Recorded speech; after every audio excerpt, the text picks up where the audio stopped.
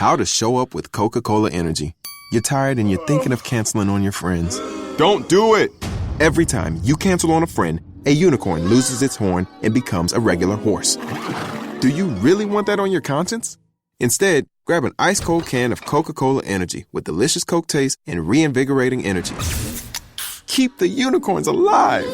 Show up every day with Coca-Cola Energy. Energy you want, taste you love. How to show up with Coca-Cola Energy. You're tired and you're thinking of canceling on your friends. Don't do it! Every time you cancel on a friend, a unicorn loses its horn and becomes a regular horse. Do you really want that on your conscience? Instead, grab an ice-cold can of Coca-Cola Energy with delicious Coke taste and reinvigorating energy. Keep the unicorns alive! Show up every day with Coca-Cola Energy. Energy you want, taste you love. The dark days are done, and the bright days are here. My sunny one shines so sincere. Sunny one so true. I love you. Thank you, Doc. Our next guest is one of those rare talents who has something to say and can say it funny. He's a writer-performer on the new Laugh-In and one of the most popular, outspoken, and entertaining personalities on the local news here in Los Angeles. He's won a half a dozen Emmys as a film critic and host of his own shows. Let's welcome Mr. John Barbour, right over there. Thank you. That was Sarita singing Sonny and Frank Sinatra saying, "Here's Johnny," the night he hosted The Tonight Show and had invited me on as a guest. This is John Barbour with a very, very special edition of John Barbour's World, live from Las Vegas, the only city in America where they don't care if you cheat on your spouse. Just not at cards.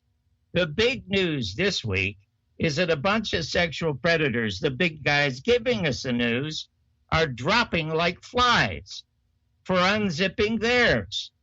Charlie Rose, although one of his interns said he couldn't, Matt Lauer, and the Prairie Home Alone companion, Garrison Feeler Keeler.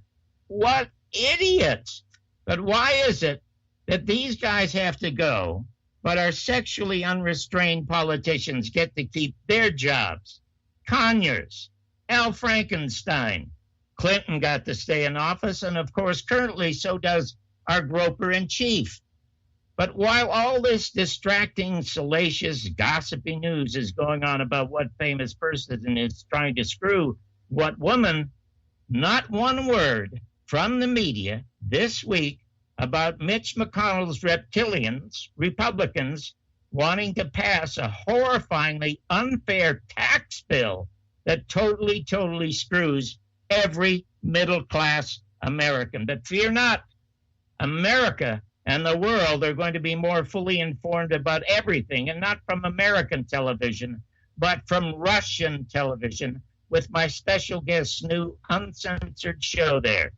He is, by far, the most interesting, most honestly outspoken, most colorful, and one of the most admired men in America today, bar none. A born fighter from the beginning as a Navy SEAL, becoming famous as a wrestler, pretending to be an outsider, and fortunately for us, still that fighter for truth as an outsider, hosting for years, informing must-watch television shows, writing must-read New York Times bestsellers, a guest professor at Harvard University, running for office and succeeding, the only Reform Party candidate to do so. To me, since the murder of President John F. Kennedy, there have only been 3 men in this country running for high office that gave me hope there might be hope for America.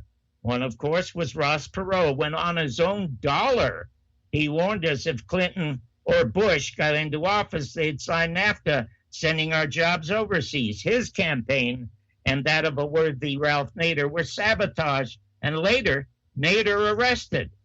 But when my guest became governor of Minnesota, against all odds, the best governor they ever had, the only one to get his constituents' tax rebates. For me, it was like watching Jimmy Stewart in a Frank Capra movie. That's the America we all wanted and thought was possible, but no longer.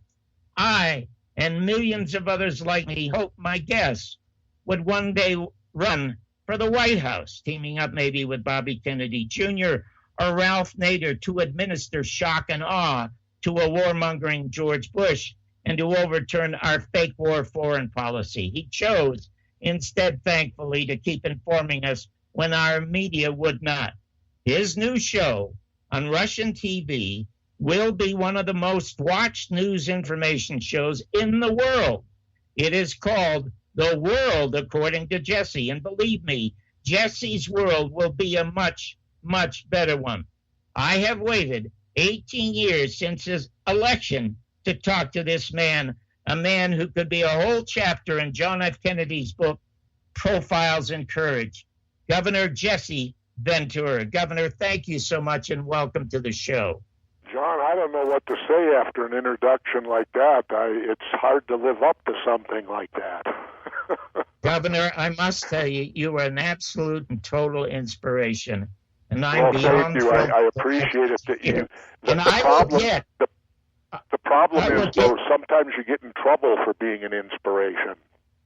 Well, you certainly have gotten into your fair amount of trouble, but you always seem to get out of it with successful lawsuits. I will get to the question that I've waited to ask you since 1999 when you became governor and you made this offhanded remark. But first, I would like to know a little bit about your background, where you were born, a little bit about your parents or maybe your siblings, and what you may have wanted to do when you were, let's say, a teenager. Because I could never imagine that you would have ever imagined that your life would take all the twists and turns that it has taken. So tell me a little bit about that.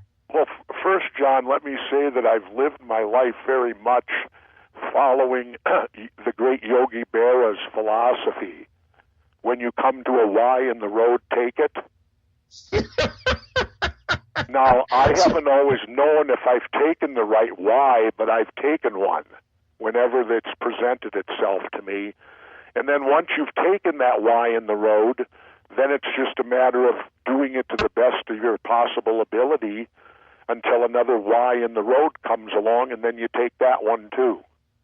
However, though, when you were a teenager, you couldn't imagine you probably didn't even know there were Ys in the road. When you were a teenager, you must have thought there was something that you really wanted to do. Well, you know, I grew up in South Minneapolis. I was born in 1951, and my parents were both, I'm proud of the fact that my parents were both World War II veterans, having both served in Europe. My mother was a nurse in North Africa, and that actually predated Normandy.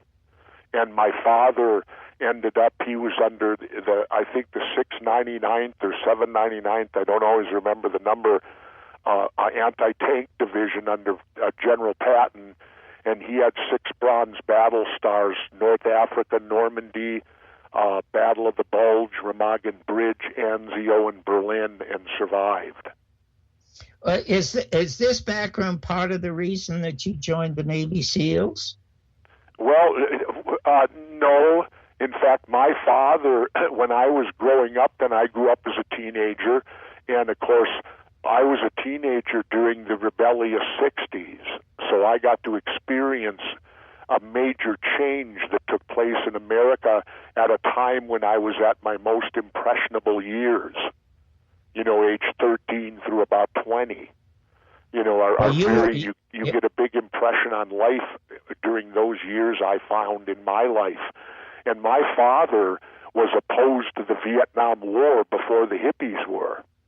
I would come home from school and tell my dad, the 6 bronze, battle-starred World War II veteran, I would tell him that they were teaching us we had to fight the war in Vietnam to stop the domino effect of communism, which was what I was being taught in school.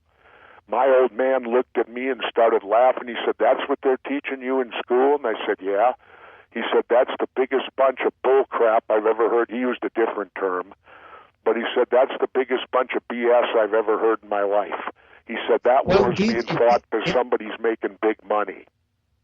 Governor, in that case, did you think maybe because if you grew up in the 60s, the time of the Beatles and the Flower Children, were you being sort of rebellious toward your father when you eventually joined the Navy SEALs? No, not at all.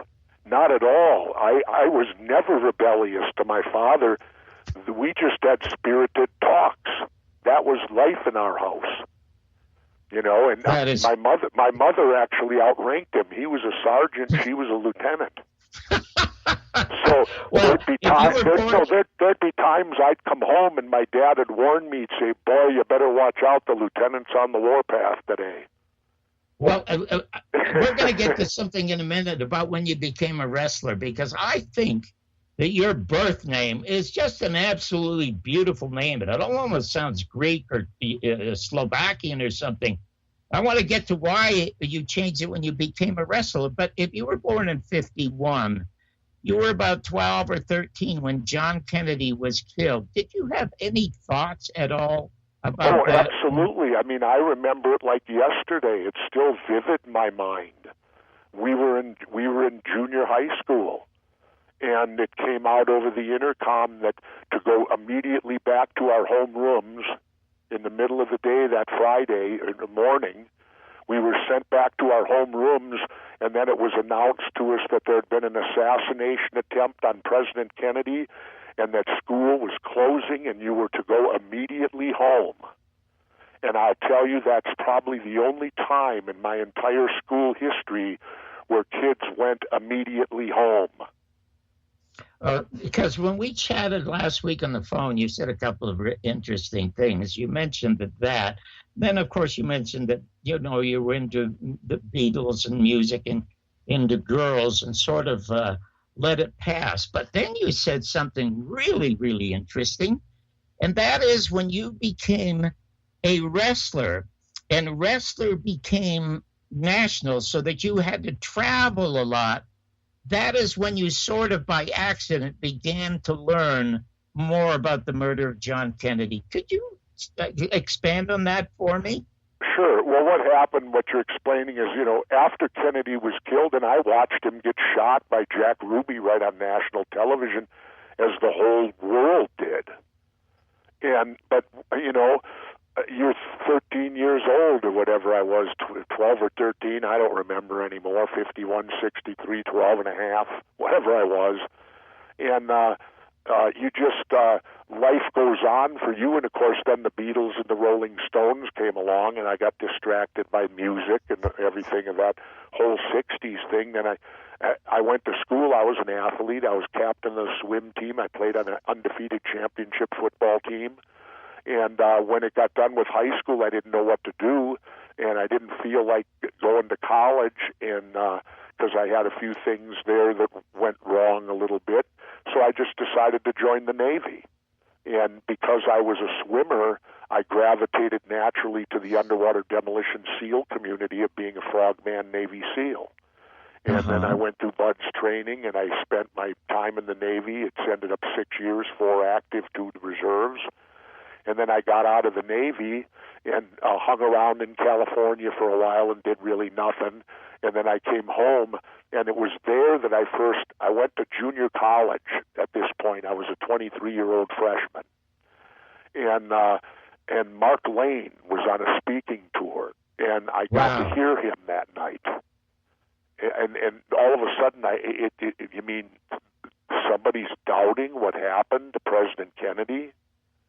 See, my life had gone whirlwind from that point on. I didn't pay attention to it anymore. And so what did your father think? What's that? What did your father say to you about what you were learning from Mark Lane?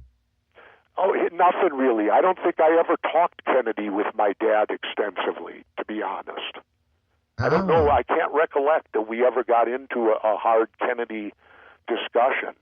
I know that he used to really dislike Nixon because he told me one day, he said, look at him, you can tell he's lying. And I looked at my dad and I said, Dad, how do you know he's lying? And my dad says because he's got sweat on his upper lip. He said nobody that's telling the